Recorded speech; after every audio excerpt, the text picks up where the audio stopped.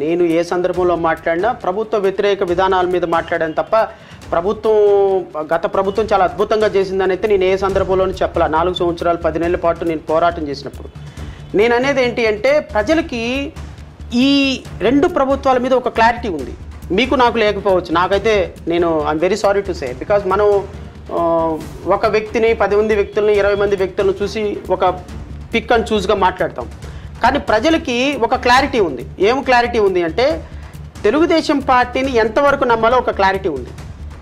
వైఎస్ఆర్ కాంగ్రెస్ పార్టీని ఎంతవరకు నమ్మాలో ఒక క్లారిటీ ఉంది. వైఎస్ఆర్ కాంగ్రెస్ పార్టీకి ఓటేస్తే ఏం జరుగుద్ది అనేది క్లారిటీ ఉంది. తెలుగుదేశం పార్టీకి ఓటు వేసినప్పుడు ఏం జరిగిందో కూడా క్లారిటీ ఉంది. సో ప్రజలకి చాలా క్లారిటీ ఉంది ఈ విషయంలో మాత్రం.